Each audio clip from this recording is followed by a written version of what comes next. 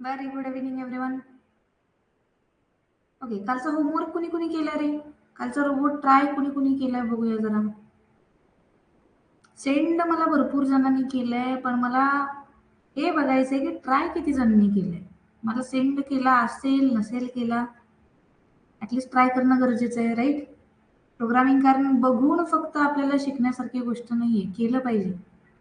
जमू द्या न जमू द्या, एरर येऊ द्या, एक वेळ म्हणू दे की त्या प्रोग्रामकडे फक्त बघत बसा, काही हरकत नाही, पण ट्राय करणं महत्वाचं आहे. ओके, ट्राय केलेला दिसतोय भरपूर जणी मला. गुड. रोबोटचा कोड केला तर तुम्हाला सेंड कसा करायचा? माझा नंबर आहे ना सगळ्यांच्याकडे, राईट? व्हॉट्सअपला सेंड करा किंवा ऍप्लिकेशनला काय करायचं, तिथं डॉक्युमेंट किंवा इमेजचा ऑप्शन येतो बघा. ऍप्लिकेशनचा जो चॅटबॉक्स आहे ना तुमचा, त्याच्यामध्ये तुम्ही तिथून सेंड केला तरीही चालेल. Very good, nice. खूप जणांनी ट्राय केलेला मला इथं कोड दिसतोय. सक्सेसफुल झाला असेल तर मला सेंड करत जा रे, मलाही बघून आनंदच होणार आहे, बरोबर? कारण आता भरपूर जणांनी सेंड केला, काही जणांना एरर सुद्धा येत होत्या, पण आता मला इथं नवीन नाव सुद्धा काही दिसत आहेत की ज्यांनी ट्राय केलंय पण मला सेंड केलेलं नाहीये, राईट? ओके, माझा नंबर नाहीये, ठीक आहे. लेक्चरच्या शेवटी आपण नंबर शेअर करूया परत एकदा. आज आपल्याला कंटेंट काय घ्यायचंय तर रोबोट फुल बनवायचंय, फुल बॉडी आपल्याला बनवायची. आता काल मी डोक्यामध्ये जो इमॅजिन केलेला रोबोट आणि डायरेक्टली बनवायला घेतला, बरोबर? आज थोडंसं इमॅजिनेशन आपलं वाढवूया, इमॅजिन कसं करायचं किंवा त्याला पेपरवर एका फॉर्मॅटमध्ये बसवूया आणि नंतर त्या पेपरवरच्या फॉर्मॅटला प्रोग्राम मध्ये कसं बसवायचं हे आज शिकूया.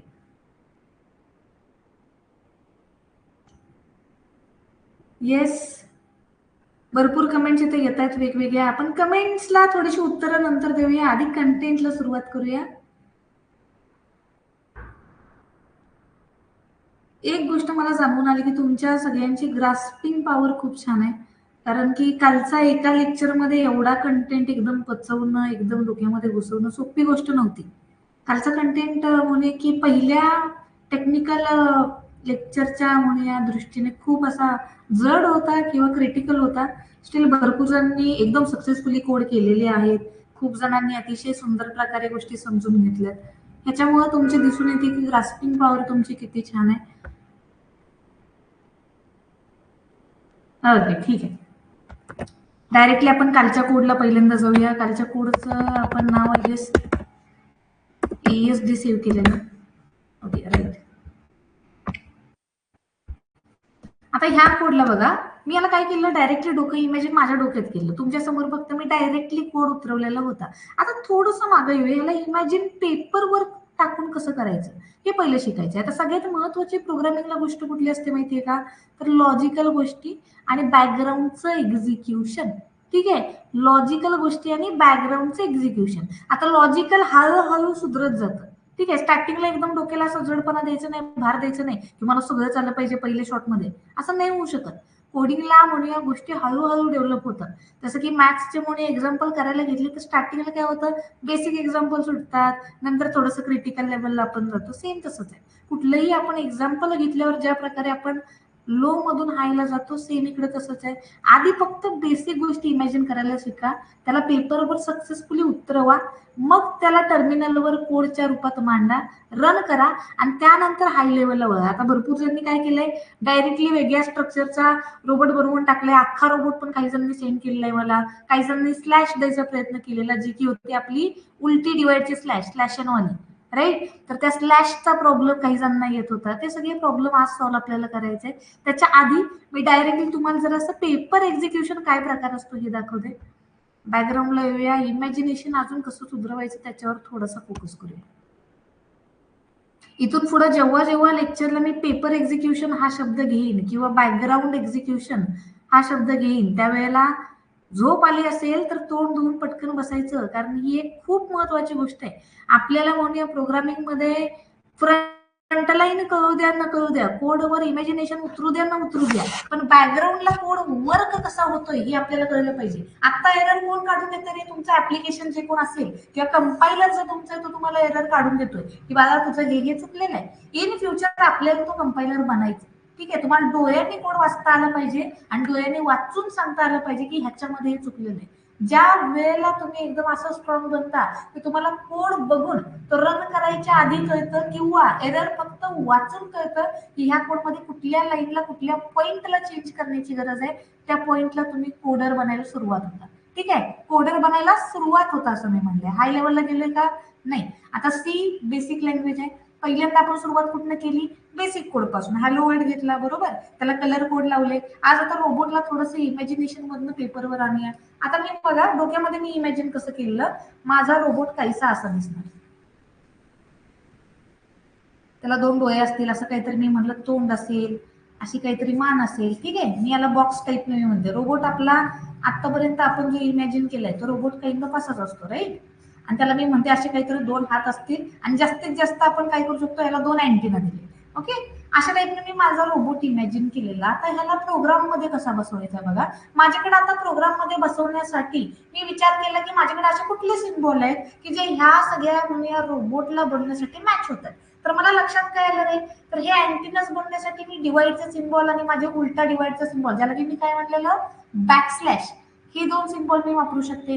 त्यानंतर हा चौकोन तयार करायला माझ्या कीबोर्डवर अशी एक लाईन असते बघा, डॅश डॅश वाली राईट, ती लाईन वापरू शकते. आणि उभी एक माझ्याकडे लाईन असते बघा राईट, बॅकस्पेसच्या खालच्या साईडला, तर ती लाईन मी तोंड तयार करायला वापरू शकते. इथं पण सेम वरची मी लाईन वापरू शकते.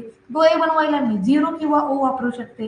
ह्याला परत ही सेम आडवी लाईन मी वापरू शकते. हे माझ्या डोक्यात कधी आलं, ज्या वेळेला मी कीबोर्डवरचे सिम्बॉल पाहिले त्यावेळेला. आता परत नंतर एवढ्याच सिम्बॉल मध्ये मी त्याची मान पण तयार केली राईट. कशी मान तयार केली, तर अगेन हे जे उभे 2 माझ्याकडे बार आहेत त्या आहेत कीबोर्डवर बरोबर. आता त्याला जोडून मी काय बनवली, खांदा पण त्याला बनवला बरोबर आहे. आता राहतो प्रश्न कोणाचा, ह्या हातांचा. हातांमध्ये मोस्ट ऑफ जणांना प्रॉब्लेम कुठे आलाय, एकतर काही जणांनी असे हात तयार केलेत.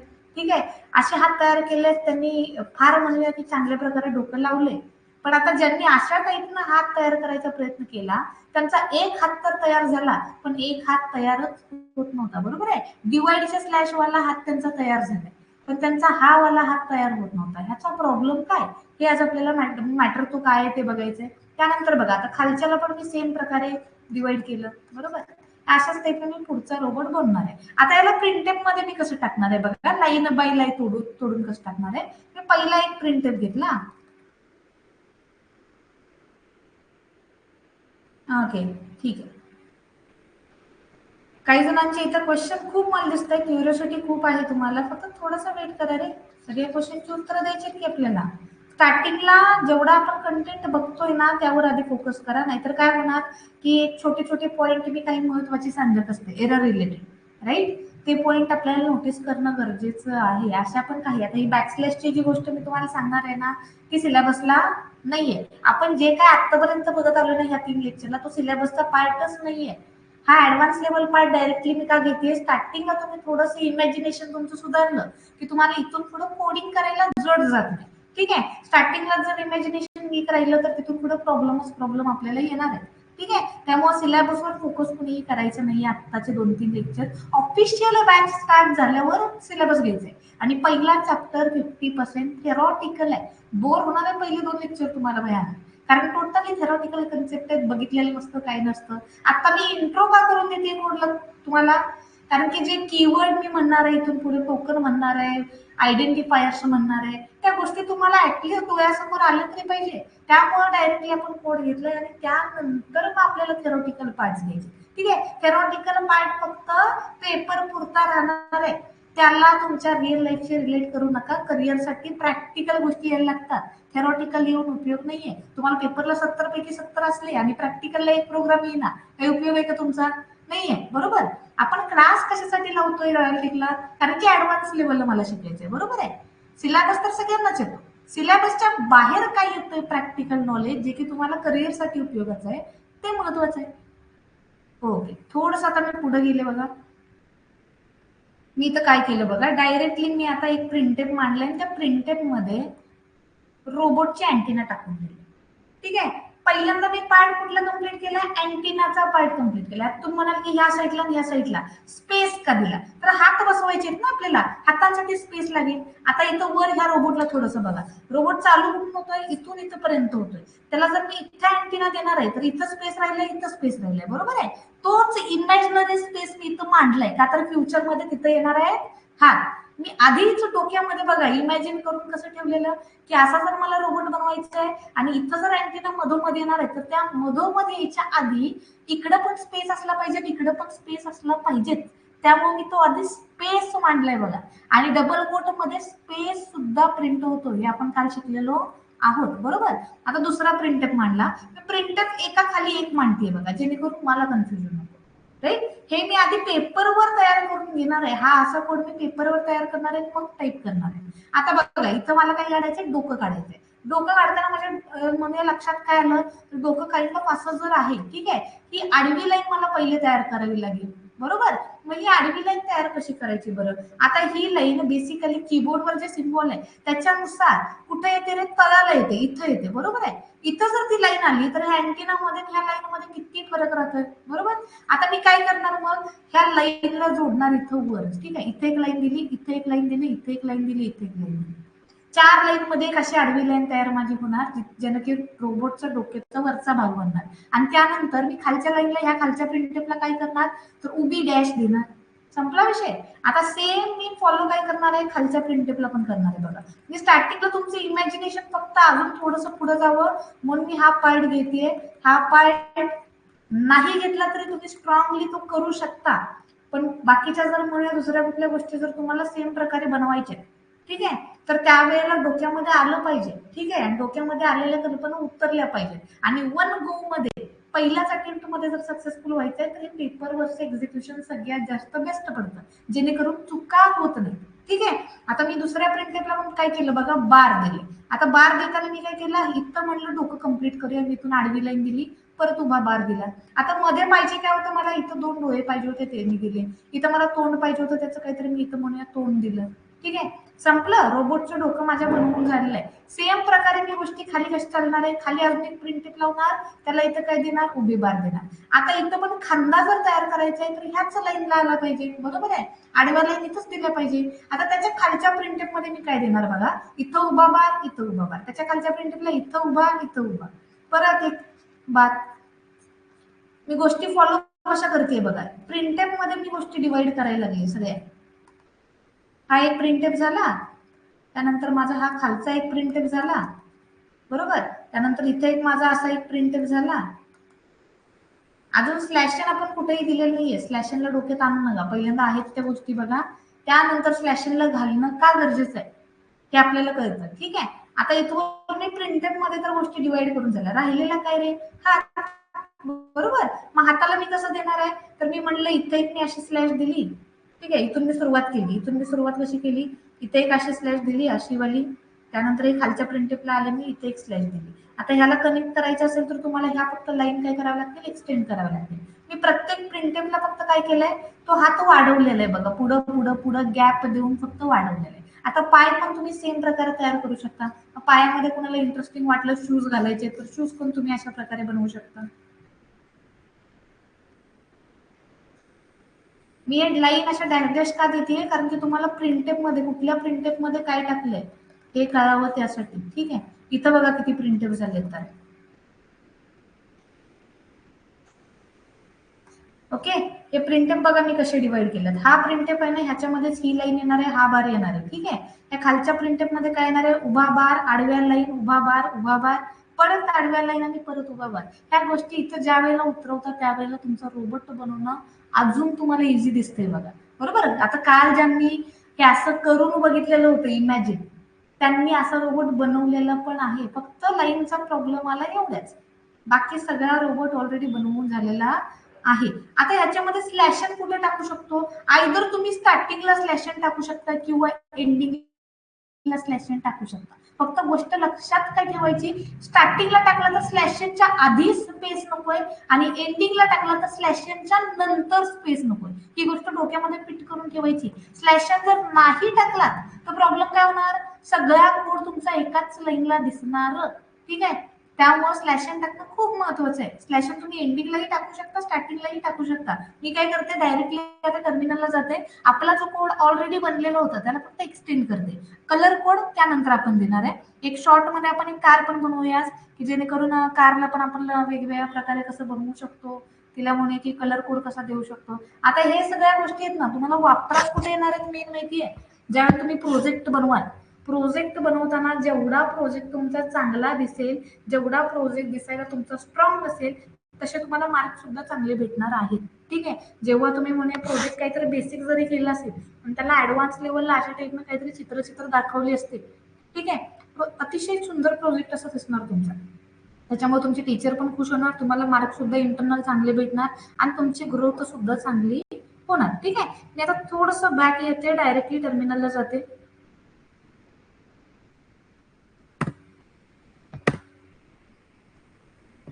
ओके. आता इथं आपण आलेलो आहे. अँटीना आपण दिलेले नाहीये. अँटीना द्यायचीत का रे? अँटीना द्यायचेत का? अँटीना द्यायचे असतील तर देऊया. ते आता एंडला डिसाईड करूया. स्टार्टिंगला तर आता कोड बनवायला घेऊया. डायरेक्टली आपण प्रिंटअप मध्ये येऊया. ओके. कॅप्स लॉक ऑन आहे.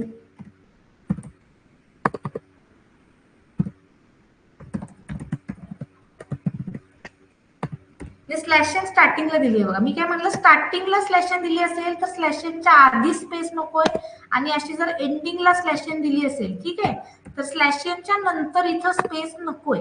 जर तसा स्पेस दिला तर तो स्पेस सुद्धा काउंट होतो आणि कोडची अलाइनमेंट तुमची चुकते. ठीक आहे. त्यामुळे काल आता जरा जरा ज्यांनी केलेलं आहे त्यांना बऱ्यापैकी कळलं असेल की पहिल्या लाईनला स्लॅशन ज्यांनी दिलेलं नाहीये त्यांच्यामुळे रोबोटचं डोकं कुठंतरी एकतर सरकलेलं आहे. त्यांनी असं दिलेलं आहे, डोकं कुठेतरी असं पुढे 2 लाईन निघून गेलंय किंवा 2 लाईन मागं आलंय. हे कशामुळे झालं, तर स्लॅशन त्या लाईनला नव्हता आणि तुम्हाला काय वाटलं की हे सगळं जे आहे ते एका खाली एक इथं दिसलंच पाहिजे. आता इथं जरी मी स्लॅशन दिला नाही, ठीक आहे, तरी पण हा कोड व्यवस्थित आहे, रन केल्यावर व्यवस्थित रन होणार आहे. ठीक आहे. आता इथं बघा स्टेटमेंट माझं मिसिंग आहे. तर ही एरर लागली चाललेली आहे, तर सांगून टाकूया.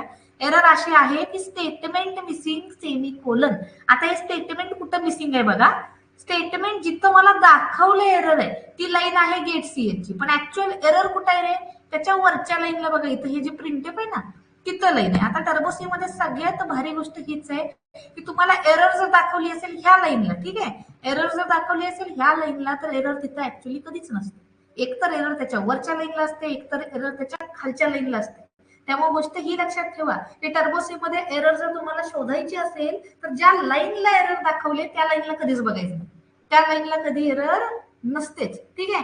त्यामुळे आता काय करायचं, पुढं मागं वर खाली बघायचं. तर मी हा कोड रन करते, तुम्हाला दाखवते.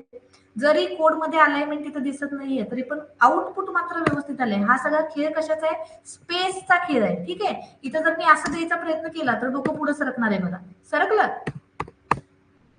आयदर तुम्ही काय द्या, बरोबर दिसण्यासाठी स्लॅशन द्या, किंवा इथं काही देऊच नका, माझं म्हणणं आहे. ठीक आहे. हे थोडस व्यवस्थित कॅल्क्युलेट करा, एकदा तुम्हाला अंदाज लागला की गोष्टी व्यवस्थित कळते. आता मी इथं आले बघा, रोबोटचा डायरेक्टली काय बोलणार आहे मी, खांदा, हात आणि म्हणूया त्याचं मान, ह्या गोष्टी मला बनवायचे आहेत. मी स्लॅश कुठली वापरायचा प्रयत्न केला बघा, मी जी उलटीवाली स्लॅश आहे ना ती वापरायचा प्रयत्न करायला लागले. अजून सक्सेसफुल झालंय का, नाही. जेवढं मी इमॅजिनेशन केलेलं आहे तेवढं मी आता मांडून घेणार आहे.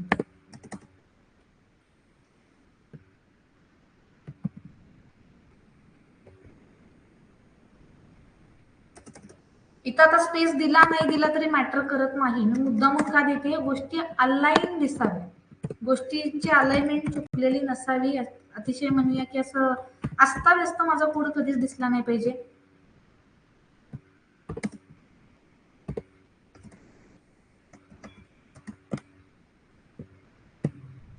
आता इथे एक नवीन गोष्ट आपण शिकणार आहे. मी आता काय करणार आहे बघा, इथंच ना मी एक कॉपी पेस्टचा तुम्हाला टेक्निक दाखवणार आहे. हाच सेम कोड आहे ना मला खालच्या 2-3 लाईनला तरी लागणार आहे, बरोबर, का तर मला फक्त उभे बार जनरेट करायचे जेणेकरून त्याची बॉडी तयार होईल. मी या कोडला कॉपी कसं करणार आहे बघा. हे सिलेक्ट मी कसं केलं, तर माझा माऊस चालत असेल तर माऊसनं क्लिक करून असं ओढलं, जसं आपण बेसिक लेवलला सिलेक्ट करतो तसंच. माऊस जर चालत नसेल तर जिथून जिथं कॉपी करायचंय तिथं आणायचं कर्सर. मी काय केलं, शिफ्टचं बटन दाबले बघा, शिफ्टचं बटन दाबलंय आणि माझा जो ऍरो असतो ना बघा, पुढचा वाला ऍरो, तर त्या ऍरोने मी पुढे पुढे पुढे सरकवत गेली सिलेक्ट करण्यासाठी. ठीक आहे. ही गोष्ट लक्षात ठेवा, माऊस चालत नाही आपला.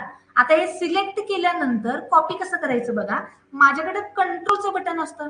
कंट्रोल आणि इन्सर्ट दाबलं की आपलं होतं कॉपी, आणि शिफ्ट आणि इन्सर्ट दाबलं तर आपलं होतं पेस्ट. आता हे शॉर्टकट बघायचे कुठं बघा, इथं एडिट मध्ये आला ना तर इथं तुम्हाला शॉर्टकट दिसतात बघा, दिसले. कट साठी काय आहे शिफ्ट डिलीट, कॉपी साठी काय आहे कंट्रोल इन्सर्ट, पेस्ट साठी काय आहे शिफ्ट इन्सर्ट. ह्या गोष्टी माहित असू द्या. अनडू साठी काय आहे अल्ट बॅकस्पेस. ह्या सगळे शॉर्टकट इथं मेन्शन केलेले आहेत, फक्त वापरता आले पाहिजे. इथं आपण कधीच बघत नाही व्यवस्थित. आपण काय करतो फक्त फाईलला बघतो, रनला बघतो, कंपाईलला बघतो. ह्याच्यामध्ये अशाही बाकीच्या गोष्टी आहेत त्या थोडंसं आपण बघणं गरजेचं आहे, जेणेकरून आपल्याला कोड लिहायला मदत होते. ठीक आहे, टाईप करण्यापेक्षा मी काय केलं आता सिम्पली म्हणलं फक्त कॉपी पेस्ट करूया आणि विषय संपूया. झाली बॉडी तयार ऑलमोस्ट. आता इथं पण मी चेंजेस फक्त काय करणार, मी प्रिंट दिला आणि याची खालची बॉडी आहे ती आता खालच्या लाईनला फक्त टाईप करणार आहे, का तर मला खालची लाईन पण त्या कोडला जोडायची आहे.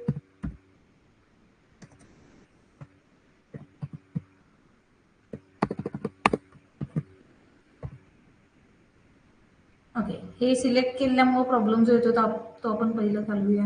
सिलेक्ट केलेला जो कोड आहे तो घालवायचा असेल तर फक्त तिथे जाऊन क्लिक करा, अदरवाईज शिफ्टचं बटन वापस दाबायचं ॲरोने.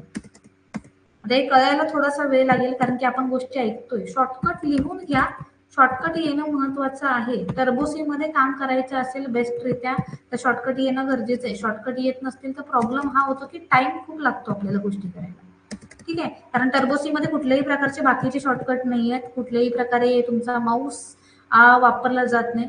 त्याला शॉर्टकट तुम्हाला फक्त एवढेच आहे की जे कीबोर्डवर तुम्हाला गोष्टी दिसतात त्याचाच वापर तुम्ही करू शकता. याच्यामुळे ते काय होतं की कोड लिहिणं काइंड ऑफ क्रिटिकल होतं. एक टोटली म्हणूया हँडी असं सॉफ्टवेअर हे नाही आहे अजिबात.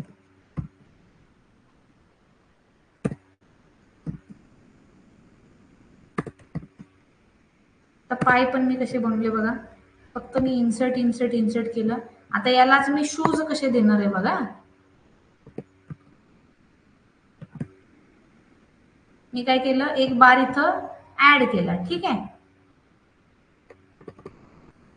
एक थोडासा पुढे येऊन एक बार ऍड केला आणि इथून हा बार आहे ना तो पुढे सरकवला. तर हात आहे काय फक्त शूचा वरचा पार्ट, तो वरचा पार्ट मी कसा ऍड केला, बॅकस्पेस दाबली आणि येऊन इथं अशी लाईन ऍड केली. परत त्याला पुढे जाऊन स्पेस देऊन काय केलं मी ऍडजस्ट करायचा प्रयत्न केला. आता ऍडजस्ट करताना मला इथे जाणवलं काय की हे खूप खूप असं पुढे मागं व्हायला लागलंय. मी आता पुढे मागं होते म्हणून काय डायरेक्टली हलवलं, जो पायाचा खालचा भाग आहे तोच हलला. ज्या प्रकारे गोष्टी तुमच्या वर्क होत आहेत ना तसं तुम्ही ऍडजस्ट करू शकता. कोड बनवण्यासाठी अशा टाईपचा कोड बनवण्यासाठी एकच फॉर्म्युला असतो ऍडजस्टमेंट. जसे तुम्हाला स्पेसची गरज आहे तशा प्रकारे वाढवायची, तशाच प्रकारे कमी करायची. बघा इथं शूज माझा मस्तपैकी बनवून झालेला आहे, बरोबर छान दिसतंय. आता इथं वर येऊन बघा राहिलेला कुठला पार्ट, हाताचा पार्ट राहिला. हाताला फक्त कसा वाढवायचा आहे बघा, ह्या लाईनच्या वर वरची लाईन माझी अलाईन झाली पाहिजे. ह्याच्याच मी फक्त गरजेपुरता स्पेस ऍड केला बघा, झाला हात तयार एक झाला माझा. आता ह्याच हाताला मला जरी इथून खाली एक्सटेंड करायचं असतं तरी मी करू शकते अशा प्रकारे. ठीक आहे, स्पेसची अलाइनमेंट फक्त लावायची.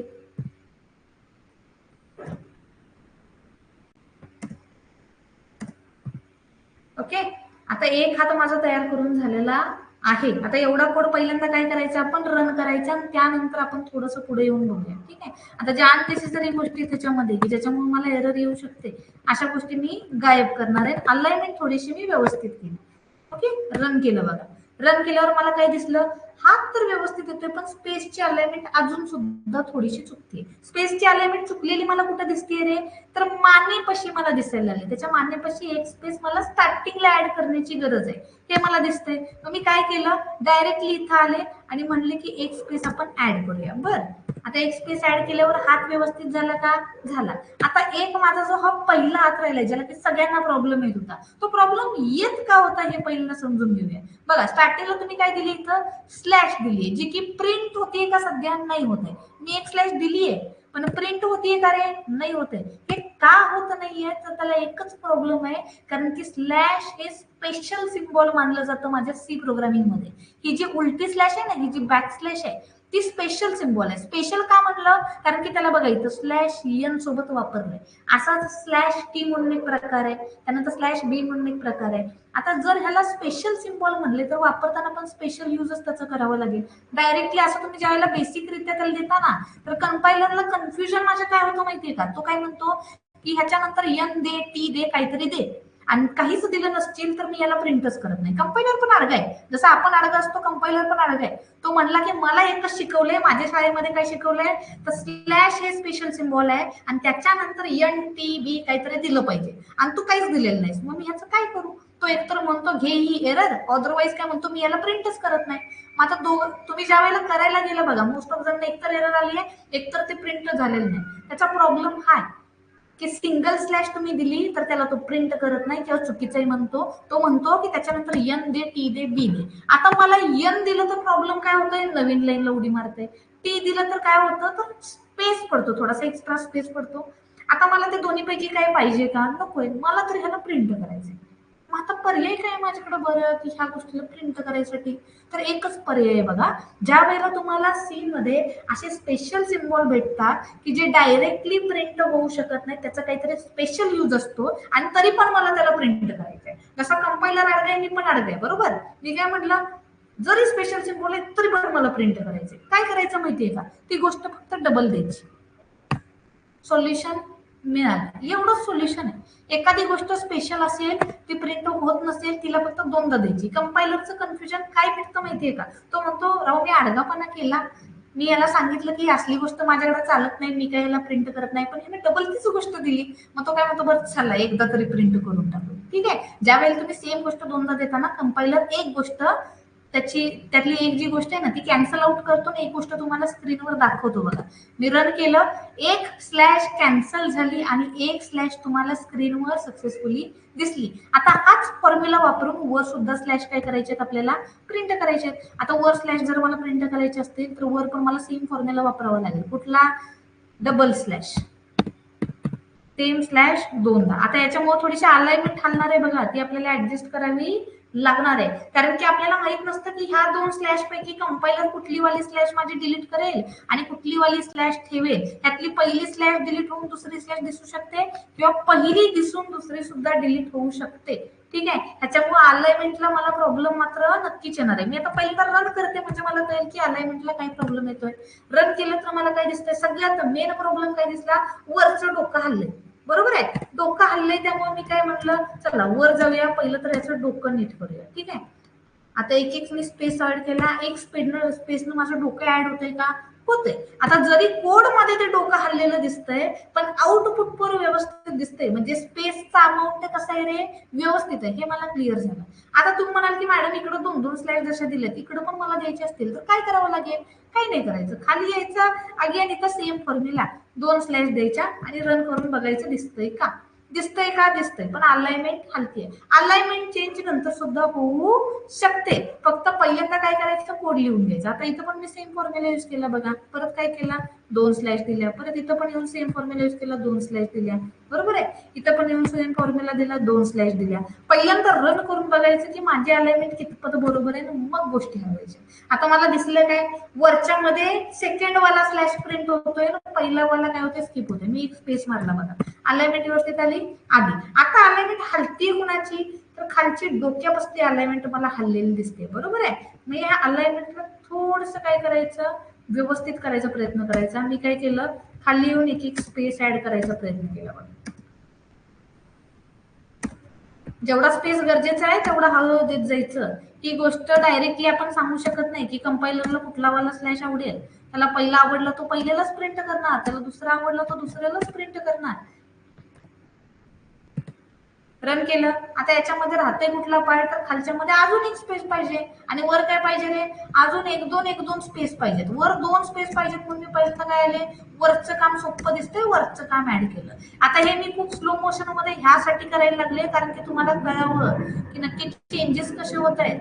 ठीक आहे, एक एक गोष्ट हळूहळू बघून घ्या, अजून आपण नवीन आहे. ठीक आहे, गडबड कुठल्याही प्रकारची करायची नाहीये, वेळ लागला वेळ लागू द्या. रन केलं, आता बऱ्यापैकी व्यवस्थित दिसते का रे तुम्हाला? सगळं व्यवस्थित दिसते. ह्याच्यामध्ये जर तुम्हाला अजून परफेक्शन आणायचे, तुम्ही अजून स्पेस कमी जास्त करू शकता. अजून तुम्हाला वाटते की नाही ह्याच्यामध्ये मला काहीतरी अजून चेंजेस करायचे, ह्याची बॉडी अजून सरकवली पाहिजे, ह्याची मान काहीशी तिरकी मला दिसते, तुम्हाला जसं आवडेल तसं तुम्ही त्याला करू शकता. आता बघा, मान जर तुम्हाला तिरकी वाटत असेल, तुम्ही अजून काय करू शकता, इकडे येऊन स्पेस ऍड करू शकता याच्या बॉडीमध्ये. ठीक आहे, तुम्हाला आवडेल तसं करा. मी आता काय करते, आपण बोलूया आळशी माणसं, ह्याला आहे तसं ठेवूया, कारण की आपल्याला लेक्चरला कंटेंट मोस्ट घ्यायचंय. आता मी खाली काय करते बघा, फक्त एक नाव अजून प्रिंट करते. ह्या रोबोटला आपण काहीतरी नाव देऊया आणि ते नाव इथं प्रिंट करूया. ठीक आहे, ते नाव मला कुठं पाहिजे, इथं मिडलला पाहिजे. त्यामुळे मी इथं मिडलला आले आणि इथे मी नाव टाकणार आहे. बरं, नाव कोण सजेस्ट करते बघूया. जे पहिल्यांदा नाव येईल रोबोटसाठी ते नाव आपण आता रोबोटला द्यायचंय. त्यानंतर थोडंसं कलर कोड बघूया. एकाच प्रोग्राम मध्ये 2 कलर कसे ऍड करायचे किंवा 3 कलर कसे ऍड करायचे रोबोटला. ठीक आहे, ओके. काही रॅन्डम नाव देऊ शकता. स्वतःचं नाव नाही द्यायचं रे बाळांनो, स्वतःचं नाव नका देऊ. बर, ठीक आहे. एक जणांनी स्वतःच नाव दिलेलं आहे. पहिलं कमेंट त्यांची आल्यामुळे आपण म्हणल्यामुळे की पहिली ज्याची कमेंट येईल त्याचं नाव बसेल. ठीक आहे, आता बाकीच्यांनी जी नावं छान छान दिलेली आहेत ती नावं तुम्ही तुमच्या रोबोटला आज द्यायची आहेत आणि तो प्रोग्राम मला करून सेंड करायचा आहे. जो तुमचा चिट्टी रोबोट आहे, मॅक्स म्हणून रोबोट आहे, कोण असेल तो, अल्बर्ट म्हणून रोबोट असेल, स्पीडो म्हणून आहे, वाव गुड. जे काही नाव असेल आपण आज बनवायचंय रोबोट, त्याला टाकायचंय तुमच्या आवडीचं नाव आणि काय करायचंय, तो रोबोट मला सेंड करायचा आहे. खूप छान नावं देते ऍक्च्युली. रन केलेलं आहे बघा. राज नावाचा रोबोट आपला तयार झालेला आहे. आता मला काय करायचंय बघा, राजला मला वेगळा कलर कोड द्यायचे. कलर सपोज मी म्हणते की मला काहीतरी ग्रीन कलर याला द्यायचे किंवा ब्ल्यू कलर द्यायचे. मी म्हणलं की ब्ल्यूचा मी कलर कोड इथं लिहिणार, जेणेकरून राजला काय दिसावा, ब्ल्यू कलर दिसावा. मी छानपैकी काम काय केलं बघा, कलर कोड आपला जो कालचा होता तो मी इथं फक्त टाईप करणार आहे. सगळ्यांना colour code I hope so आठवत असेल. कलर कोड काय होता, /033 स्टार्टिंग स्क्वेअर ब्रॅकेट 0 सेमिकोलन आणि त्यानंतर माझे आकडे चेंज होत होते. 34M, 29M, 30M असे जे काही आकडे होते ते चेंज होत होते. आता मी ज्या वेळेला हा कलर कोड देते, हा कलर कोड कुठला आहे, ब्ल्यूचा आहे. राजला ब्ल्यू कलर येतोय का एवढंच आपल्याला बघायचंय. कोड रन केला, राजला ब्ल्यू कलर येतोय का, येतोय. पण आता प्रॉब्लेम काय आहे बघा, मी परत एकदा कोड रन केला, परत एकदा कोड रन केला, अख्ख्या रोबोटलाच ब्ल्यू कलर आला. असं का? मी तुम्हाला काल एक गोष्ट सांगितली की एकदा एक कलर कोड आपण दिला तर तिथून पुढे तुमच्या टर्मिनलला सगळीकडे तोच कलर फॉलो होतो. ठीक आहे, जोपर्यंत तुम्ही मॅन्युअली जाऊन त्याला चेंज करत नाही. मग मी आता काम काय केलं बघा, मी इथं वर अजून एक प्रिंटेप लिहिला आणि या प्रिंटेप मध्ये अजून एक कलर कोड लिहिला जो की कुठल्या तरी दुसऱ्या कलरचा असेल. मी इथं म्हणलं की /033 त्यानंतर मी म्हणलं स्क्वेअर ब्रॅकेट 0 कोलन आणि मी काहीतरी म्हणते इथं 31M. ठीक आहे, आता दुसरा कलर कोड आहे. मी आता काय म्हणलं बघा, हा कलर कोड फॉलो करा कुठपर्यंत, जोपर्यंत नवीन कलर कोड लागत नाही. आता इथून पुढे ह्या जेवढ्या पण लाईन आहेत ना इथपर्यंत, ह्याला कुठला कलर असणार आहे, हा स्टार्टिंगला दिलेला आणि तिथून खाली कलर कोड नवीन कुठं लागला, इथं, बरोबर आहे. आता हा कलर कोड फॉलो कुठं होणार आहे, ह्या राजसाठी, राज म्हणून जे शब्द टाकलेले आहे त्याच्यासाठी. रन केला बघा, वर जो कलर कोड दिलेला तो माझा आधीच्या कोडसाठी फॉलो झाला, खाली नवीन वाला कलर कोड फॉलो झाला. आता परत एकदा रन करते, काय प्रॉब्लेम येतोय का, नाही. हे कशामुळे झालं, कारण की स्टार्टिंगला मला जिथून जिथपर्यंतचा म्हणूया कलर कोड डिफाईन करायचे त्याच्याने बाउंड्रीज आखल्या. ठीक आहे, आता सपोज मला म्हणूया की इथून काहीतरी कलर कोड नवीन पाहिजे असतं इथून बॉडीला. ठीक आहे, किंवा लेग्सला आपण म्हणूया, पाय सेपरेट आहेत ना आपल्याकडं, पायाला म्हणूया काहीतरी सेपरेट कलर द्यायचा असता. मी इथं आले असते, मी प्रिंटेप मध्ये आले असते, इथं म्हणूया काहीतरी टाकलं असतं /033 स्क्वेअर ब्रॅकेट 0 कोलन आणि मी इथं देते 32. रॅन्डम कलर कोड देते मी, असं कुठला स्पेसिफिक चांगला दिसावा असा कलर आपण सध्या घेत नाहीये. रन केलं मी, दिसतंय जसं मला बाउंड्रीज डिफाईन केले त्याच प्रकारे कलर कोड फॉलो होतोय. जोपर्यंत आता मी कलर कोड खाली चेंज करणार नाही तोपर्यंत कुठला राहणार, ब्ल्यू राहणार. शेवटला जो आलाय ना तो खाली शेवटपर्यंत तोच फॉलो होणार. आता याच्या खाली राजच्या खाली मी सपोज नवीन वर्ड्स जर काही ऍड केले, कसे वर्ड्स ऍड करणार, मी प्रिंटेप मध्ये आले आणि इथे येऊन मी म्हणलं काहीतरी दी रोबोट. ठीक आहे, रॅन्डम वर्ड्स मी इथे ऍड केले. स्टार्टिंगला स्लॅशिंग देणं गरजेचं आहे आपल्याला, जर परत प्रॉब्लेम येणार, राईट. रन केलं. आता हा ब्ल्यू कलर कधीपर्यंत फॉलो होणार आहे, जोपर्यंत मी नवीन कलर कोड डिफाईन करत नाही, मी जोपर्यंत नवीन कलर कोड तिथं देत नाही. ठीक आहे, ही गोष्ट क्लिअर झाली आहे का? कलर कोड चेंज कसा करायचा, कुठपर्यंत तो कधीपर्यंत सेम कलर कोड राहणार आहे. येस, रोबोटचा हँडस्पेस असं का आलंय, कोड मध्ये कसं दिसतंय बघू नका. आउटपुट मध्ये जर हँडस्पेस काहीतरी वेगळं आलं असेल तर तुम्ही ऍडजस्टमेंट करू शकता. मी तुम्हाला काय म्हणलं, तुम्ही फ्री आहात टोटली या रोबोटला ऍडजस्टमेंट करण्यासाठी, तुम्ही फ्री आहात. तुम्हाला आवडतंय तसं करा. आता आपल्याला लेक्चर मध्ये एवढं डिटेल मध्ये सगळं घेणं पॉसिबल नाहीये, राईट, की एक आणि एक त्याचा डिटेल्ड बनवूया, हँडचा पार्ट, स्पेसचा पार्ट सगळं बघून आपण करू शकतो. एवढा टाइम आपल्याकडे सध्या नाही.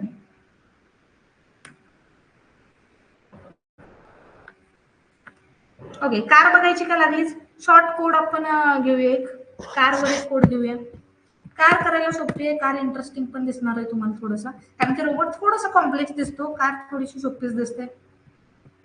नवीन कोडला मी आले. आता ह्याला सिलेक्ट कसं करायचं, आपण एडिट मध्ये गेल्यावर आपल्याला काय दिलेलं आहे, शॉर्टकट दिलेलं आहे. ह्याला कर्सरने मी सिलेक्ट केलं शिफ्टचा वापर करून, मी याला म्हणलं कंट्रोल डिलीट. ठीक आहे, कंट्रोल डिलीट केल्यावर हा काय होणार आहे, तुमचा कट होणार आहे कोड. ठीक आहे, त्यानंतर कोडने नवीन सुरुवात केला, हॅश इन्क्लूड stdio.h आणि वापस मी दिलं hash include conio.h. Header file देऊन झाल्यावर काही लिहायचं रे, वॉइड मेन माझा लिहायचा. आता वॉइड मेन मध्ये मी आल्यावर वॉइड लिहिले म्हणून पहिल्यांदा काय लिहून घ्यायचं, न विसरता माझा गेट ch लिहून घ्यायचा. आणि दरवेळेला जे गार्बेज कलेक्शन आहे ते अवॉइड करण्यासाठी क्लिअर स्क्रीन पण वर टॉपला लिहून घ्यायचा, अदरवाईज शेवटला लिहिला तरी चालतो. हा जो क्लिअर स्क्रीन म्हणून शब्द लिहिलाय ना, तो गेट च्या खाली लिहिला तर तरी चालतो. ठीक आहे, असं काही त्याला म्हणे की कंपल्शन नाहीये की ह्याला इथंच लिहिला पाहिजे, स्टार्टिंगलाच लिहिला पाहिजे, एंडिंगला लिहिला तर तरी काही प्रॉब्लेम येत नाही. फक्त गार्बेज क्लिअर झालं पाहिजे, एवढंच त्याचा मुद्दा आहे. ठीक आहे, आता मी इथं कार बनवायला लागले बघा. कार बनवायला मी सिंपल म्हणून डोक्यामध्ये इमेजिन करून घेतली कार, की काहीतरी त्याला दरवाजे असले पाहिजे, 2 चाकं असली पाहिजे, आडवी छोटीशी माझ्या खुळखुळ्यामध्ये कार असते तशी मला दिसली पाहिजे. मी स्टार्टिंगला दिला बघा स्लॅश एन देऊन त्याचं पहिल्यांदा कारचं रूफ बनवून घेऊया आपण, त्याचा जो वरचा टॉपचा लेअर असतो तो. त्यानंतर मी खाली आले, परत एकदा मी प्रिंटर दिला. आता स्टार्टिंगला इथं बघा, मला काय पाहिजे, कारचं रूफ झाल्यानंतर कारच्या खालचा मला पार्ट तयार करायचा. आता मी काय विचार केला की थोडासा स्पेस याला गरजेचा आहे, म्हणून मी त्याला स्पेसला लागलीच ऍडजस्ट आत्ता करून घेतला. ठीक आहे, जेणेकरून मला इथं काय बनवता यावं, जो बॅकचा आणि फ्रंटचा पार्ट असतो कारचा आपला. ठीक आहे, आता मला त्याला काय म्हणतात एवढं माहित नाही, मुलांना स्पेसिफिकली जास्त माहित असणार होतं त्यातलं. कारच्या डोअर साठीच इथं आपण स्पेस देऊया. ओके, जेवढी आपल्याला याला अट्रॅक्टिव्ह बनवता येईल तेवढे आपल्याला बनवायचे. आता इथं अगेन प्रॉब्लेम कुठला येणार आहे, स्लॅशचा प्रॉब्लेम अवॉइड करण्यासाठी आपण स्टार्टिंगलाच काय देऊन बघूया इथं, डबल स्लॅश. आता पहिल्यांदा हाफ ऑफ कार मी तुम्हाला दाखवते, जेणेकरून अंदाज लागेल की व्यवस्थित येतील. ठीक आहे, रन केलं, व्यवस्थित दिसतंय का, बऱ्यापैकी दिसतंय. मी खाली आलं, सेम कारला मी खाली फॉलो केला, मी खाली अजून प्रिंटर दिला. ओके, आता बघा खायला लागलीच आपण काय करूया, खालचा वाला जो पार्ट आहे कारचा जो म्हणे एंड असणार आहे तो सुद्धा लागलीच बनवून घेऊया. ठीक आहे, बाकीचे चेंजेस आपण त्यानंतर करू. आता इथं मी माझी कार काय केली, एंड केली. राहिला कुठला पार्ट माझा, चाकांचा. त्याला मॉडिफाय नंतर करत बसायचं, जसं जसं डोक्यामध्ये आपल्या येत आहे सेम तसं आपण देत बसायचं. आता ही कार आपण ऑन द स्पॉट बनवायला लागलोय, रॅन्डम आपण कार बनवायला लागलोय.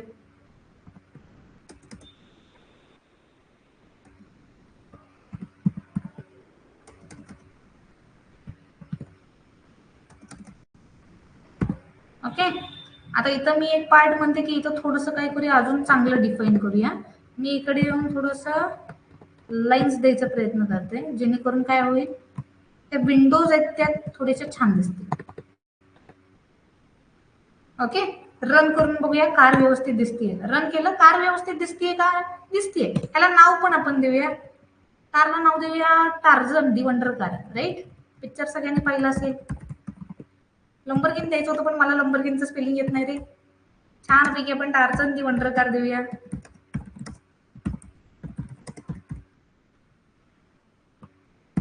ओके, रन केला. आता ब्ल्यू कलर मला खाली छान वाटतोय किंवा म्हणूया कारला छान वाटतोय, मला खालच्या टेक्स्टला नवीन कलर पाहिजे. कलर कसा ऍड करणार?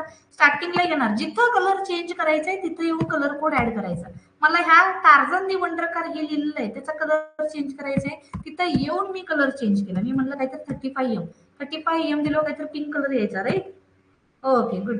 आलेलं आहे कलर, आपल्याला छानपैकी आलेला आहे. सपोज मला कारचा कलर पण बदलायचा असता, मी काय केलं असतं, इथंच कलर मांडला असता किंवा वर प्रिंटअप देऊन मांडला असता. इथं सुद्धा आपण मांडू शकतो, ठीक आहे.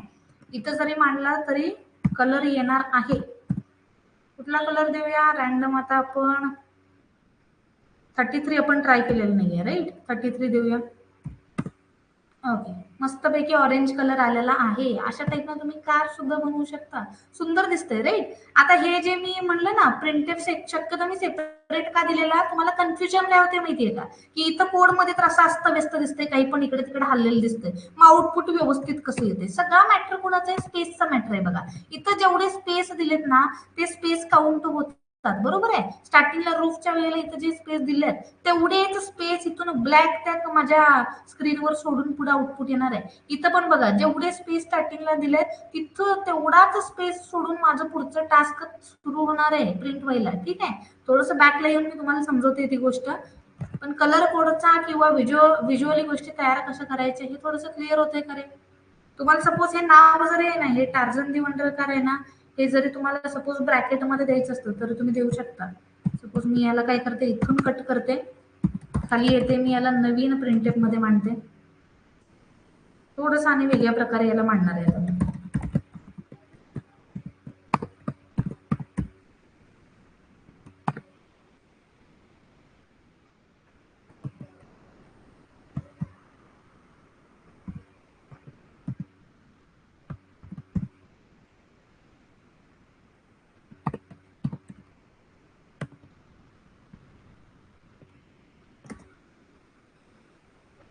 ओके, काही जणांना ऑलरेडी अंदाज आला असेल मी काय करायला लागले.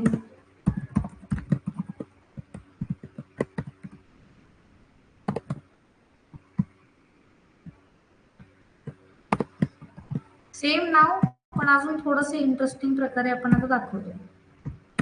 रन केलं बघा, ब्रॅकेटमध्ये मी याला टाकून दिलं. ह्याला तुम्हाला उपयोग करायचा आहे प्रोजेक्टमध्ये, ह्या गोष्टींचा उपयोग करायचा आहे प्रोजेक्टमध्ये. कलर कोड आले पाहिजे ज्या वेळेला तुम्हाला स्टार्टिंगला इझी राहायचं. कॉलेजमध्ये स्टार्टिंगला लगेच दाखवायला लागायचं नाही की मला हे पण येते, मला हे पण येते, ठीक आहे. टीचर कॉलेजमधले जेव्हा सांगत असतात तुम्हाला की बाळा तुला हे आलं पाहिजे, ते आलं पाहिजे, ते आलं पाहिजे, जरी तुम्हाला इन ऍडव्हान्स रॉयल टेक मध्ये आपण आहोत, ऍडव्हान्स गोष्टी शिकायला लागले ऑलरेडी, कलर कोड सिलेबसला नसून सुद्धा ऍडव्हान्स लेवलला आपल्याला येत आहे.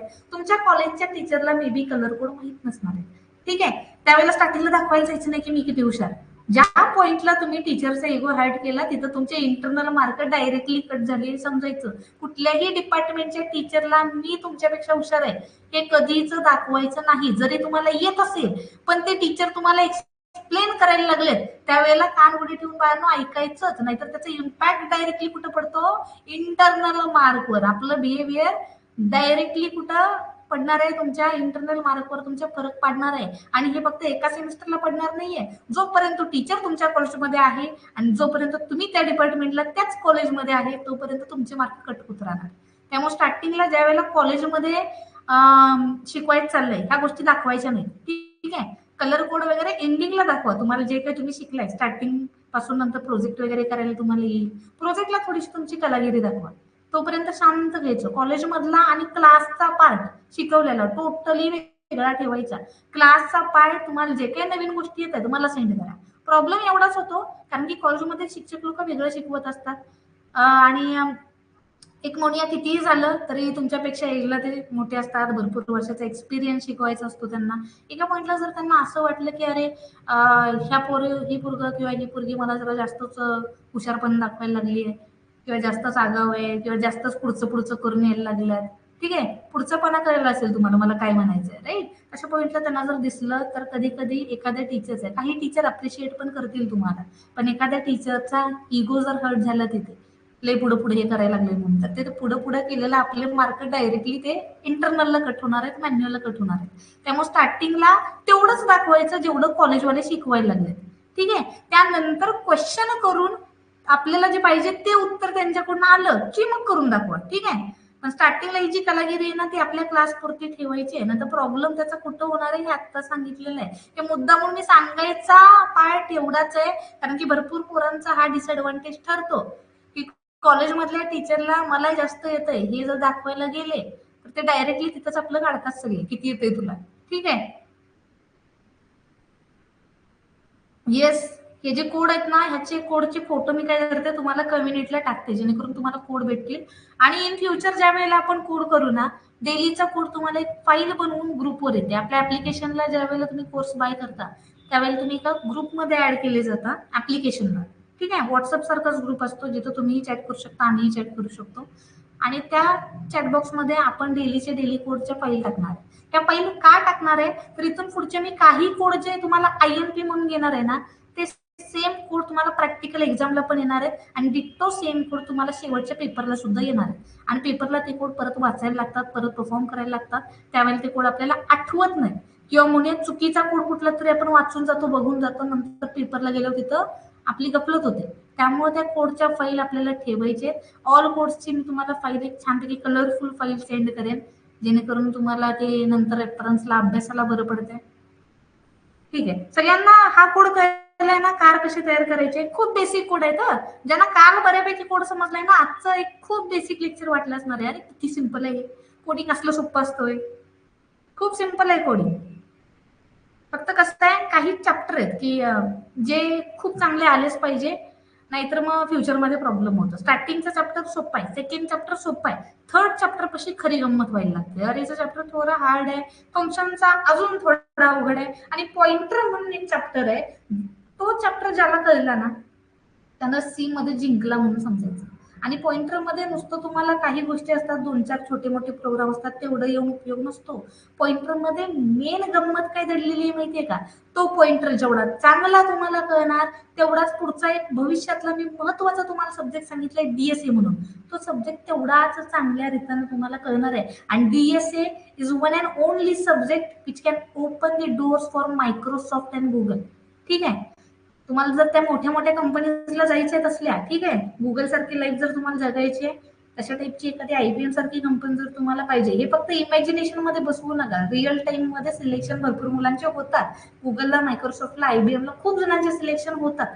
ठीक आहे. पण त्यासाठी एकच सब्जेक्ट स्ट्रॉंग असावा लागतो, DSA. आणि DSA हा आपल्या सिलेबसला युझिंग सी आहे, आणि त्याच्यामध्ये सगळ्या गोष्टी वापरल्या आहेत. त्याच्यामध्ये 2च पार्ट आहेत, एक तर स्ट्रक्चर, एक तर पॉइंटर. आणि हे वन ऑफ द म्हणूया सगळ्यात अवघड चॅप्टर मानले जातात प्रोग्रामिंग मध्ये. पॉइंटर अवघड का मानला जातो, लोकांना बॅकग्राऊंड कॅल्क्युलेशन मेमरी रीड करता येत नाही.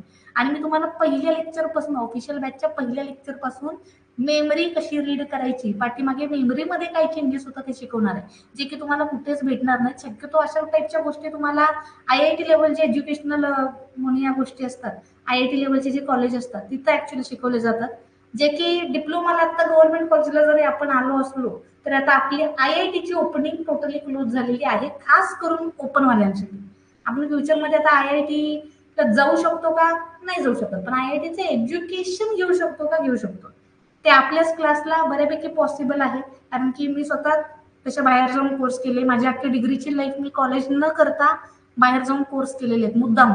का, तर एक मला सिनारिओ क्लिअर झाला, कॉलेजमध्ये फक्त सिलेबस शिकवला जातो, आणि त्यात पण कॉलेजमध्ये जर आपण सगळ्यांच्या नादी लागून सिलेबस करायला गेलो तर अर्धा सिलेबस आपण करतो, तो पण जेवढा पासिंग पुरता, बाकीचं सगळं सोडतो. आता सिलेबस पुरतं शिकवलं जातंय, तो पण करिअरसाठी सगळं लागणार नाही. एक 10 पॉईंट किंवा म्हणजे 10 किंवा 20%चा काहीतरी उपयोग त्याचा होतोय सिलेबसचा, आणि आपण तेवढंच जर शिकत बसतोय हृदयागत, उपयोग आहे तरी त्याचा काही नाहीये. तुम्हाला काहीतरी म्हणून आउट ऑफ द बॉक्स करावं लागेल, त्याच वेळेला तुम्ही कुठेतरी पुढे जा. रेग्युलर सगळे जसं करतात, कॉलेजला यायचं, नुसतं आपलं काहीतरी करायचं म्हणून करायचं, सिलेबस दिलाय म्हणून पास व्हायचं, राईट, एवढं करून उपयोग नाहीये. बाकीचे सब्जेक्टवर आतापर्यंत फोकस केला नसेल नका करू. मॅथ्स सारखा सब्जेक्ट नाही आवडत आहे, नका आवडू दे. पण आपल्या लाईफमध्ये आता आपल्याला लागणार काय, प्रोग्रामिंग लागणार आहे, आपल्याला म्हणूया DSA सारखे सब्जेक्ट लागणार आहेत, सायबर सिक्युरिटी सारखे सब्जेक्ट लागणार आहेत, ते आलेच पाहिजे. काही जे सब्जेक्ट आहेत की एक जरी सब्जेक्ट स्ट्रॉंग जो तो केला तर तुमचं करिअर अतिशय चांगलं होऊ शकतं. अजून एक DBMS म्हणून एक सब्जेक्ट आहे, आपल्या करिअरला पण म्हणजे वेगवेगळे फील्ड आहेत, ठीक आहे. DBMS म्हणजे डेटाबेस ऍडमिनिस्ट्रेटर होणं वेगळं पार्ट आहे. हॅकर जो आपण म्हणतो, ज्याला की सायबर सिक्युरिटीमध्ये मोडलं जातं, तो वेगळा पार्ट आहे. डेव्हलपमेंटचा पार्ट वेगळा आहे, टेस्टिंगचा पार्ट वेगळा आहे. इव्हन एक तर पार्ट असं पण आहे की तुम्ही गेम खेळून जॉब करू शकता, ठीक आहे. असे वेगवेगळे पार्ट आहेत, पण त्याच्यासाठी आपल्याला वेगवेगळे सब्जेक्ट येणं गरजेचं आहे. आणि या सगळ्यामध्ये कॉमन गोष्ट तुम्हाला कुठली यायला लागते तर बेसिक प्रोग्रामिंग. आणि बेसिक प्रोग्रामिंगचे सब्जेक्ट डिप्लोमाला असतात, CCPP, जावा, हे 3 आलेच पाहिजे. बाकीचं ऍडव्हान्स लेवल अजून मी काय म्हणते काय यायला पाहिजे नाही. जे आपल्या करिक्युलमचे डिप्लोमाचे सब्जेक्ट आहेत ना, ते जरी तुम्ही एका म्हणजे स्ट्रॉंग लेवलला केले ना, तरी खूप झालं, अतिशय खूप झालं. तुम्ही मस्तपैकी आरामात तुम्ही गुगल सारख्या कंपनीला जाऊ शकता. फक्त डोक्यामध्ये एवढंच ठेवा की 3 वर्ष अभ्यासच करायचा. डिग्रीला तुम्हाला एन्जॉयमेंट करायची करा. ज्या वेळेला एन्जॉयमेंटचा पार्ट येतोय ना, तुमचे ट्रेडिशनल डे येत आहेत, तुमचं गॅदरिंग येत आहे, तुमच्या बाकीच्या गोष्टी येत आहेत, एन्जॉय करा, भरपूर एन्जॉय करा, काही हरकत नाहीये. त्यावेळेला एन्जॉय करायचाच टाइम असतो. फेब्रुवारीच्या महिन्यात, जानेवारीच्या महिन्यात आता मोनिया कॉलेजचे गॅदरिंग वगैरे इव्हेंट्स असतात. ज्या वेळेला एन्जॉय चाललाय एन्जॉय करा. इव्हन बोलायला पण शिका बरं का.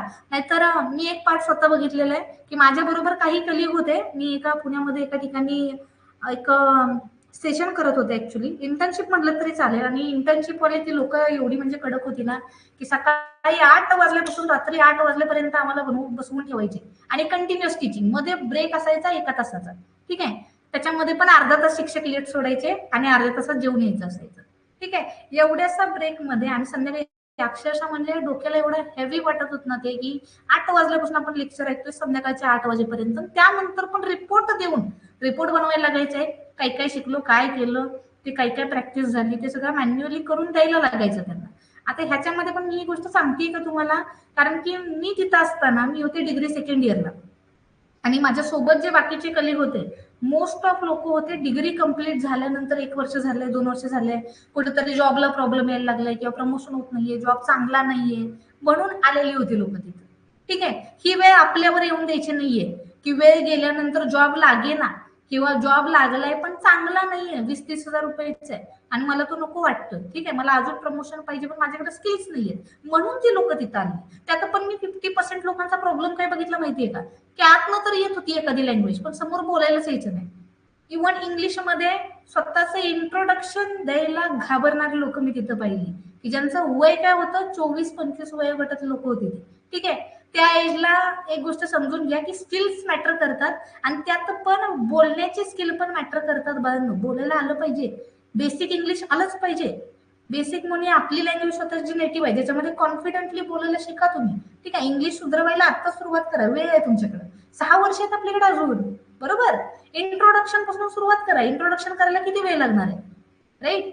फक्त पाठांतर करायचं नाहीये बरं का. विचार म्हणजे मी असं म्हणत नाही की इंग्लिश म्हणजे टोटली ते युनायटेड किंगडमचे लोक किंवा युएसचे लोक जे बोलतात फ्लुएंट इंग्लिश, असं नाही बोलायचं आपल्याला. बेसिक इंग्लिश आलं पाहिजे. स्टार्टिंग करा मित्रापासून, हाव आर यू म्हणायचं, बरं तुमचं कसं चाललंय, जेवण झालं का, हे झालं का, ते झालं का.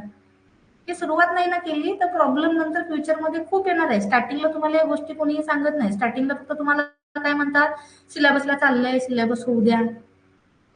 त्यानंतर प्रॉब्लेम खरे आयुष्यामध्ये यायला लागतात आणि मग त्यावेळेला तुम्हाला कोण सांगत नाही. त्यावेळेला लक्षात काय येतं, रिग्रेट, की अरे पहिलं करायला पाहिजे होतं, पहिलं केलं असतं तर किती छान झालं असतं, राईट. कम्युनिकेशन स्किल आणि ह्याच एजमध्ये ऍक्च्युली सुधारतात, नंतर कम्युनिकेशन स्किल सुधारत नाहीत ऍक्च्युली. मी स्वतःचा स्पेसिफिक म्हणजे अनुभव सांगते. माझं इंग्लिश बऱ्यापैकी चांगलं होतं, पण माझं मराठी जे आत्ता मी ह्या लेवलला बोलते, माझं मराठी एवढं चांगलं नव्हतं. मला स्पेसिफिक वर्ड्स यायचे, एक म्हणूया की इंग्लिशवाले वर्ड जास्त यूज व्हायचे आणि मराठीवाले कमी व्हायचे. प्रॉब्लेम कधी आला माहितीये का, मला आयुष्यामध्ये फर्स्ट टाइम एका इव्हेंटला आम्ही गेलेलो होतो आणि अचानक अँकरिंग लागलेलं, आणि मला स्वतःचं नाव आठवत नव्हतं. ती 2 मिनिटं विचार करायला लागली माझं नाव काय आहे. पण त्याच्यामध्ये जोक होऊन गेला की मी समोर पहिलं वाक्य बोलतानाच मी एवढं हे बोलले की समोर गृहस्थ बसलेले एक 50-60तले, मी म्हटलं की मी एवढी नर्वस झाली तुमच्या सगळ्यांना बघून, तुमचे एवढे अनुभव वगैरे बघून, की मला माझं नाव आठवत नाही. आणि सगळ्यांना तो जोक वाटला, पण ऍक्च्युली माझ्या मनाला माहित होतं की ती माझी रियालिटी आहे. तिथं मला कळलं की अरे, एक लँग्वेज येऊन बेटर नाहीये. आपल्याला कम्युनिकेशन मध्ये एक लँग्वेज येऊन बेटर नसतं, आपली नेटिव्ह लँग्वेज पण आली पाहिजे, इंग्लिश पण आलीच पाहिजे. कारण की आपल्याला समोरचा व्यक्ती कधी कुठली लँग्वेज वापरेल, प्लस आपल्यावर कुठली वेळ येईल बोलायला, हे आपल्याला माहित नसतं, ठीक आहे. माझा प्रॉब्लेम उलटा झाला. आजकाल मोस्ट प्रॉब्लेम काय होतो, इंग्लिश येत नसते, मराठी येत असते. माझा प्रॉब्लेम थोडासा उलटा झाला. त्याला मी टोटली म्हणूया दुरुस्त कसा केला, तर मी कॉलेजमध्ये जेवढे पण इव्हेंट्स यायचे ना, प्रत्येक कॉलेजच्या जवळपास म्हणूया 10 पैकी प्रत्येक 9 इव्हेंटला मी अँकरिंग केलेलं आहे. इव्हन मी पार्ट टाइम अँकरिंग करायला दुसऱ्या इव्हेंट्सला गेलेले. ज्यावेळेला मी कॉलेज लाईफला होते ना, काही म्हणूया रॅन्डम बिझनेसचे वगैरे अँकरिंग असायचे. मग ते लोकांच्याकडे अँकर्स नसायचे. मग ते म्हणायचे आमच्या याला होस्ट होऊन येतात. तिथं फक्त त्या लोकांचं इंट्रोडक्शन वगैरे आपल्याला द्यायचं असतं. मी ही सुद्धा कामं केलेली आहेत. का केलेली आहेत? कारण की तिथं माझे स्किल सुधारले, मला बोलायची संधी भेटली. आणि ज्या वेळेला तुम्ही तुमच्या वयोगटात नाही तर तुमच्यापेक्षा मोठ्या वयोगटात बोलायला शिकता ना, फॉर एक्झाम्पल तुमच्या टीचर्सच्या वयाचे जे लोक आहेत त्याच्यामध्ये बोलायला शिकताना बाळांनो एकदम फ्लुएंट होऊन जाता. तुम्ही एका एजला आलं ना की तुमच्या आतमध्ये जी भीती असते ना की समोर उभं राहिलं पाय थरथरतायत, कसं तरी होतंय, मळमळल्यासारखं व्हायला लागले, पोटात गोळ्या आलाय, हे व्हायचंच बंद होतं. तुम्ही आल्यावर म्हणता कोण काय, माझा मुद्दा बसला, बास संपला विषय. बरोबर. हे बोलण्याचे स्किल खूप महत्वाचे आहेत. ही गोष्ट फक्त लक्षात ठेवा. आपला आउट ऑफ द सिलेबस थोडासा आता पॉइंट झाला आणि ह्या गोष्टी आपण परत परत सांगणार नाही. आपल्यासाठी शिकण्याचा टाइम आणि आपल्या करिअरला रिलेट करणाऱ्या स्किल्सचा टाइम घेणं महत्वाचं आहे. मी तुम्हाला असं लेक्चरला अर्धा तास शिकवलं आणि अर्धा तास मोटिवेशन झालं असलं काही मी करणार नाहीये. कारण की मोटिवेशन, मला एकच गोष्ट माहिती आहे, मोटिवेशन आतून येतं आणि तेच मोटिवेशन सगळ्यात जास्त स्ट्रॉंग असतं. बाहेरून दुसऱ्यांना मोटिवेट केलं, संदीप माहेश्वर सारखे एखादे स्पीकर आणले, मी तुम्हाला म्हणलं चला संदीप माहेश्वरींचं लेक्चर घेऊया, मस्तपैकी त्यांचा कंटेंट मी काहीतरी आज झडते, 15 मिनिटं मोटिवेशन राहील. जास्तीत जास्त ज्यांनी जास्त इन्स्पायर झालेत 2 दिवस मोटिवेशन राहील. तिसऱ्या दिवशी परत आहे त्या फेजला तुम्ही येता. आग जोपर्यंत आतनं लागत नाही की मला ही गोष्ट करायची आहे का, मला हा एवढ्या लाखाचा पगार पाहिजे का, तोपर्यंत तुम्ही काहीच हालचाल करत नाही. किंवा मोटिवेट झाला तरी 1-2 दिवसामध्ये तुम्ही विसरून जाता की मला काय करायचं होतं. त्यामुळे मोटिवेशन बेस्ट कधी राहतं ज्या वेळेला ते तुमच्या आतून येतं. दुसऱ्याने सांगितलेले मोटिवेशनचे शब्द काहीच काळापुरते तुम्हाला उपयोगी ठरतात. आधीमध्ये थोडंसं आपलं कम्युनिकेशन राहील गोष्टींबद्दल, काय करायचे काय नाही करायचे. जसं की मी टीचर्स बद्दल तुम्हाला सांगितलं की जरीच क्लासला आपण ऍडव्हान्स लेवलला शिकलोय तरी कॉलेजमध्ये तेवढंच दाखवायचं जेवढं ते शिकवतात. ह्याला पॉइंट आहे. तुम्ही स्वतः शिक्षक राहिले, मी स्वतः गव्हर्नमेंट कॉलेजवर जॉब केलेला आहे, ठीक आहे. त्यामुळे मी तुम्हाला एक काही गोष्टीच्या मी अनुभवल्या, कलिग्स माझे जे टीचर होते त्यांच्या ज्या गोष्टी मी पारखल्यात त्याच गोष्टी मी तुम्हाला सांगत आहे, ठीक आहे. ओके, नंबर माझा राहिला होता द्यायचा, तो नंबर लागलीच आपण देऊया. बाकीचे काही क्वेश्चन चॅट बॉक्स मध्ये राहिले ते थोडंसं आपण बघूया.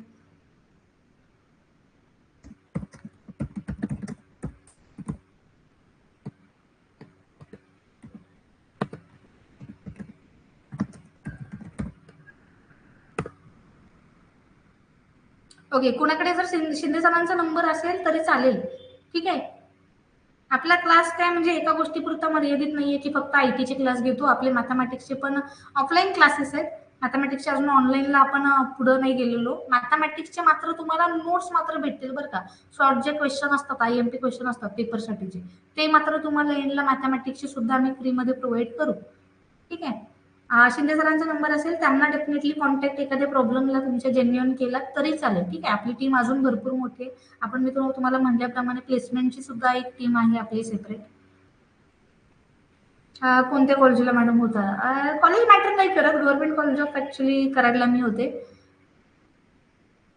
येस, नंतर सोडला मी कारण की काइंड ऑफ मी स्टार्टिंग पासून जवळपास मी तुम्हाला म्हणल्याप्रमाणे काही माझ्या फॅमिली रिझन्समुळे फायनान्शियली स्ट्रॉंग मी लवकर झाले किंवा फायनान्शियली स्ट्रॉंग व्हायला मी लवकर उतरले मार्केटमध्ये. मी माझ्या डिग्री सेकंड इयर पासून ऍक्च्युली क्लासेस घेते आणि तेव्हापासून मी बिझनेसमध्ये आहे. ह्या क्लासेसच्या स्टार्टिंगला मी ऑफलाईनला सुरुवात केली, नंतर ऑनलाईनला मी मूव्ह झाले. बॅचेस आपल्या भरपूर आहेत अजून. येस, आता फुल टाइम आपला म्हणजे हा बिझनेस टीचिंगचा दुसराच चालू आहे. मी जॉब जस्ट सोडलेला आहे कारण की वर्किंग टाइम माझा एवढा होत होता की झोपायचा टाइम सोडून मला जेवायला सुद्धा टाइम भेटत नव्हता. त्याच्यामुळे माझ्या तब्येतीवर भयानक प्रॉब्लेम झाला होता गेल्या सेमिस्टरला. त्यामुळे मला जबरदस्ती जॉब सोडावा लागला. मला माझा टाइम वेस्ट करायला अजिबात आवडत नाही. टाइम वेस्ट करायला म्हणजे मी असं म्हणत नाही बरं का मी स्ट्रिक्ट टीचर आहे किंवा मी अजिबातच मजाक मस्ती करत नाही. मजाक मस्ती मी भयानक करते, ठीक आहे. पण एक वेळेचं आपल्याला महत्व असलं पाहिजे. एन्जॉयमेंट लाईफमध्ये महत्वाची आहे. लाईफ एकदाच आपण जगत असतो. प्रत्येक क्षण हा व्यवस्थितरित्या जगणं गरजेचं आहे. पण काही पॉइंट्स जे आहेत की नंतर आपण करू शकत नाही, त्या त्या एजला त्या गोष्टी झाल्याच पाहिजे. पर्टिक्युलर कोणी डिप्लोमाचा एज आपला अभ्यास करायचा आहे तर अभ्यासच झाला पाहिजे. डिग्रीला इंटर्नशिप करायचं एज आहे, जॉब शोधायचं एज आहे, तर त्यावेळेला ती गोष्ट झालीच पाहिजे. नाहीतर नंतर मग तुम्ही डिग्री झाली ना की जॉब करायला लागल्यावर म्हणाल की अरे कुठं येऊन पडलं, इथं कुठल्या तरी कॉलेजला ऍडमिशन घ्यावं आणि तिकडे गप्प आणि कॉलेजला जावं, असं मनामध्ये येतं बरं का. तुम्ही कुठल्याही जॉबला नवीन लागलेल्या माणसाला जाऊन विचारायचं की तुला बरं काय वाटतंय, कॉलेज बरं वाटत होतं का जॉब बरं वाटतंय, डेफिनेटली तुम्हाला 100% लोकांची उत्तर येणार आहे की कॉलेजला कुठेतरी ऍडमिशन घेऊच वाटतंय, एन्जॉय युअर लाईफ, सरळ त्यांचं तेच म्हणणं असणार आहे.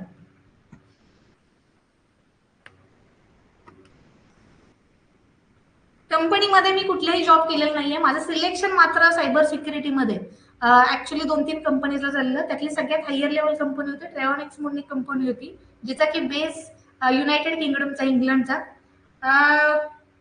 आपल्या इथं त्या कंपनीचा बेस आहे, जयपूरला आहे. पण मी गेले नाही कारण की मला ऍक्च्युली त्या फील्डला कामच करायचं नव्हतं. मी ऍज अ ट्रायल म्हणून ऍक्च्युली टीचर्सच्या जबरदस्तीमुळे माझे इंटरव्ह्यू दिले होते 2, आणि पहिलेच दिलेले इंटरव्ह्यू माझ्या स्वप्नातही आले नाही, पण सिलेक्शन होऊन गेलं. थोडस ओके, तो पण इन्सिडन्स फनी होता ऍक्च्युली, तो कधीतरी नंतर तुम्हाला सांगू. जॉब बद्दलचा इन्सिडन्स माझा अतिशय फनी होता. मला जॉबला काडी मात्र अप्लाय करायची इच्छा नव्हती कारण ऑलरेडी मी बिझनेसमध्ये होते, राईट. आणि एकदा बिझनेसमध्ये घुसलेल्या माणसाला जॉब करू वाटत नाही, ते तुम्हाला मे बी माहित असेल. सगळ्या गोष्टी माझ्याविषयी डिस्कशन नंतर आपण बाळानं करू. आपलं लेक्चर माझ्याविषयी डिस्कशन करायचं नाहीये. चॅप्टर आपल्याला टोटली ओके, चॅप्टरची लिस्ट पाहिजे असेल तर ती सुद्धा आपण सेंड करूया. मी तुम्हाला सिलेबसची पीडीएफ आहे ना, ते तुमच्या ग्रुपला टाकते. सी प्रोग्रामिंगचा जो सिलेबस आहे किंवा आपला जो टोटल सिलेबस आहे ना या सेमिस्टरचा, अशा 2 पीडीएफ मी तुम्हाला कम्युनिटीला टाकते, एकदा चेकआउट करा. हॅकिंग मध्ये कोड यूज होत नाही बाळा, हॅकिंग मध्ये कमांड्स यूज होतात. अजून त्या फेजला आपण गेलोच नाहीये. लिनक्स आहे ना, लिनक्स, लिनक्स नावाचा छोटासा सब्जेक्ट आहे, पण लिनक्स शिका. ज्याला सायबर सिक्युरिटी मध्ये इंटरेस्ट आहे ना, हॅकिंग मध्ये, त्यांना जीव लावून लिनक्स शिका. लिनक्सच्या बेस्ट कमांड आहेत ज्या हॅकिंगला यूज होतात इन फ्युचर. पॅकेज किती होतं, कशाचं पॅकेज किती होतं? कॉलेज मधलं म्हणताय का डिप्लोमा जॉब? डिप्लोमा जॉबला पॅकेज नसतं बरं का एवढं काय. बेसिक पॅकेज असतं एक 30-31 हजारचं, म्हणे 30-35 हजारचं बेसिक पॅकेज असतं. एवढा काही म्हणे इंटरेस्टिंग पार्ट नसतो. फक्त सगळ्यात बोरिंग पार्ट काय असतो माहितीये का, डिप्लोमाला टीचर, मी पर्टिक्युलर जॉब शोधण्याचं रिझन एकच आहे, मला टीचिंग आवडतं. मला डॉक्युमेंट मॅनेज करणं, डॉक्युमेंट्स ते जपून ठेवणं, त्याच्यामध्ये ते तुमचे जे टीचर लोक करतात ना तुमच्या कॉलेजमध्ये, मार्किंगची कामं, बाकीची पण कामं भरपूर असतात गव्हर्नमेंट टीचरला, राईट. ती कामं मला अजिबात आवडत नाहीत. माझा वन अँड ओनली इंटरेस्ट एकच होता, सगळ्यात मेन इंटरेस्ट शिकवणं. काय बिझनेस करत होता? अरे ह्या सगळ्या गोष्टी नंतर बघू आपण. सध्या जो चाललाय तो सुद्धा बिझनेसच आहे की आपला, राईट. बिझनेसचे 2 उद्देश असतात. एक म्हणजे ऍक्च्युअल इन्कम बिझनेस आमचा वेगळा आहे, आणि हा जो चाललाय आपला सध्याचा जो रॉयल टेकचा क्लासेसचा बिझनेस आहे, तो ऍक्च्युअली एकच उद्देश आहे. कारण की एका पॉइंटला मी काही गोष्टी फेस केलेल्या होत्या की माझ्या फायनान्शियल काही प्रॉब्लेममुळे, माझ्या फॅमिली प्रॉब्लेममुळे ज्या एजला गोष्टी भेटायला पाहिजेत ऍक्च्युअल आपल्याला नॉलेज, ते मला लेट भेटलं डिग्रीला, ठीक आहे. आणि माझी एकच इच्छा आहे की डिप्लोमा लेवलला त्या सगळ्या स्टुडंटला डिग्री नंतरचं जे नॉलेज उपयोगी पडतं ना, ते नॉलेज आलं पाहिजे, जेणेकरून पुढची वर्ष वाया जात नाही, ठीक आहे. कोर्स कधी परचेस करायचा? कोर्स उद्या रात्रीपासून परचेस करायला सुरुवात केली तरी चालेल. उद्याचं लेक्चर होऊ द्या, उद्याच्या लेक्चरला थोडंसं इंटरेस्टिंग आपल्याला काही गोष्टी ऍड करायच्या त्याच्यामध्ये, ठीक आहे. त्यामुळे उद्याचं लेक्चर होऊ द्या, उद्याचं लेक्चर झालं की परचेस करायला घ्या. आणि परचेस करताना सुद्धा डायरेक्टली तुम्ही करणार असाल करू शकता आनंदाने, ठीक आहे.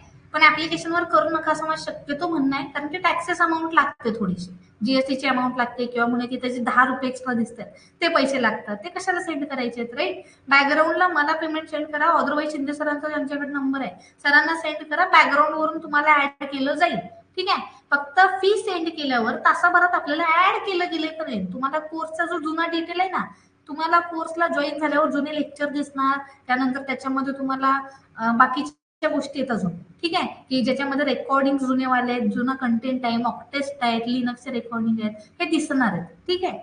कधी? ज्या वेळेला तुम्ही कोर्स बाय केलेला असतो त्यावेळेला.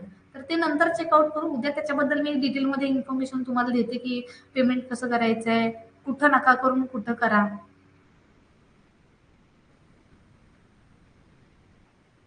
तुमच्या थ्रू कसं करायचं, माझा नंबर त्यासाठीच दिलाय. माझ्या थ्रू करायचं असेल डायरेक्टली मला अमाऊंट सेंड करा, मी बॅकग्राऊंडला तुम्हाला ऍड करून टाकते. नंतर मला चेकआउट केलं तरी चालेल, मॅडम मला ऍड केलंय का बॅकग्राऊंडला.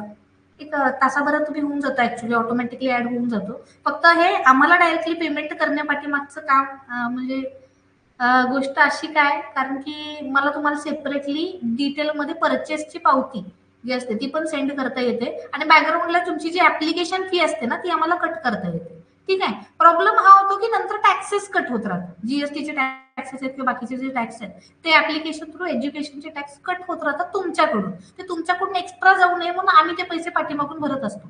ठीक आहे. त्यामुळे मुद्दामून आम्ही तुमचं ऍडमिशन कसं करतो की आमच्याकडे फी घेतो, बॅकग्राऊंडवरून एक्स्ट्रा अमाऊंट टाकून आम्ही तिकडून बॅकग्राऊंडला ऍड करतो.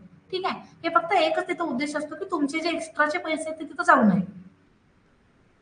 हेच डिटेलमध्ये आपण त्याबद्दल उद्या बोलूया. जरी तुम्ही पुढून कोर्स परचेस केला माझं काही हरकत नाहीये, तसंही तुम्ही करू शकता, ऍप्लिकेशन थ्रू पण परचेस करू शकता. ओके, चालेल. आजचं लेक्चर इथं संपूया. बाकीचे जे क्वेश्चन आहेत तुमचे ते आपण नंतर बघू.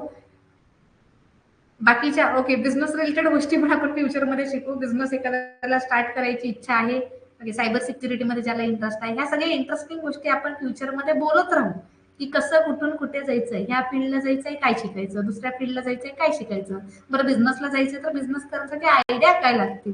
ठीक आहे. किंवा काही स्किल्स लागतात बिझनेस करायला, पण डायरेक्टली घुसलं की झाला असं नसतं. त्याला काही टीम लागते, टीमला पण आपल्याला चूज करायला वेळ लागतो. काही पर्टिक्युलर गोष्टी ज्या लक्षात घेऊनच आपल्याला पुढचं पाऊल टाकावं लागतं. इव्हन मी म्हणेन की जॉब पेक्षा बिझनेस करणं तुम्हाला खूप रिस्की पडतं, पण ती रिस्क म्हणजे जर स्किल सोबत घेताय तर काइंड ऑफ वर्थ इट पण असते. ओके, ठीक आहे. बाकीचे डिस्कशन आता उद्या करू. हे कोड तुम्हाला ग्रुपला पाठवले जातील. अगेन भेटूया उद्या संध्याकाळच्या फायनल डेमो सेशनला, ज्याला की तुमच्या सगळ्या मित्रमैत्रिणींना खास करून ऍड करा, जेणेकरून कोण नंतर मागं राहू नये की अरे ऑलरेडी ऍडव्हान्स लेवल सिलेबस शिकून झाले ना आम्ही मग ऍड झालोय किंवा आम्हाला माहितच नव्हतं, असं कुणाच्या बाबतीत होऊ नये. अगेन भेटूया उद्या संध्याकाळच्या लेक्चरला. तोपर्यंत have a great day tomorrow and good night everyone.